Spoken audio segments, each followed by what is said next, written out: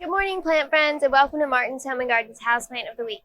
This week we are pumped because we are talking about a very fun houseplant.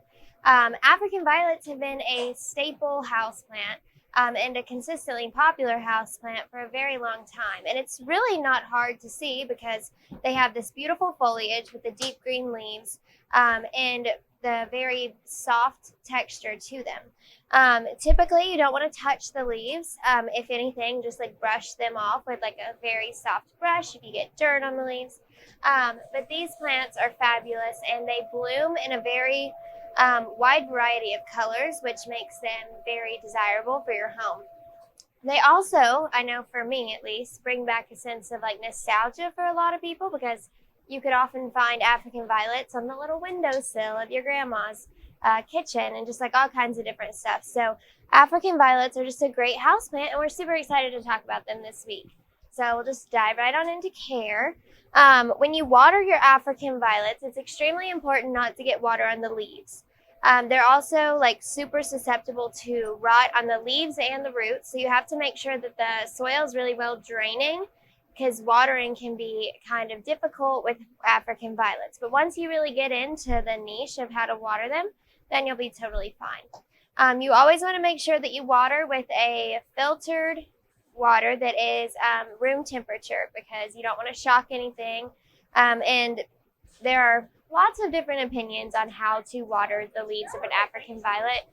I just say do what works for you. If that means you water it from the bottom and pour a little bit on the top, or you just water from the top, or you just water from the bottom, whatever works for you is what you should do. There have been lots of people that say all the different things.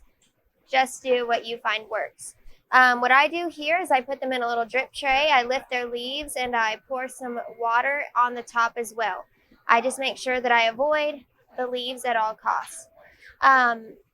With that being said, humidity is not good for African violets, which is why they're a pretty easy houseplant. Lots of other houseplant connoisseurs will have to buy humidifiers and stuff like that, and even like lights too.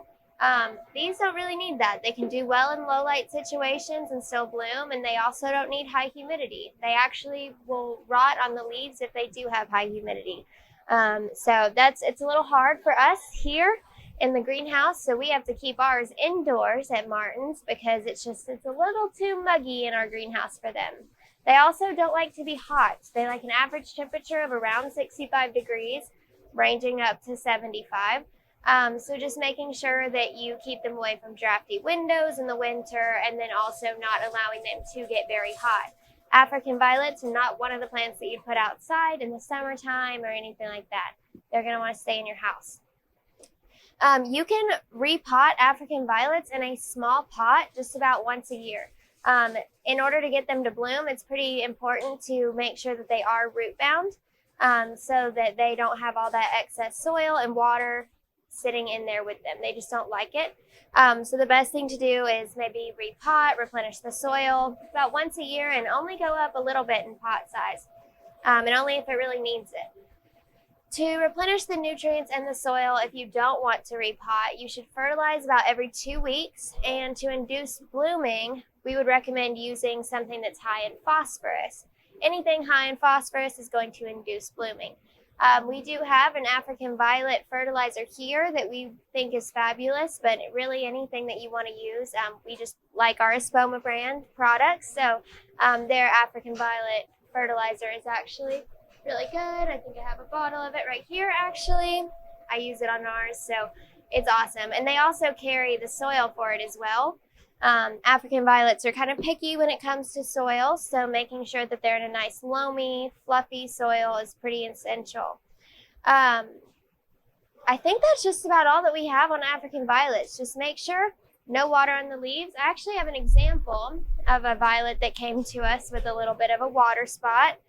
You can kind of see how it's not that obvious what's happening to it, but it will be eventually. And so just making sure that you don't do that is pretty essential. Keep the humidity down and the water off the leaves.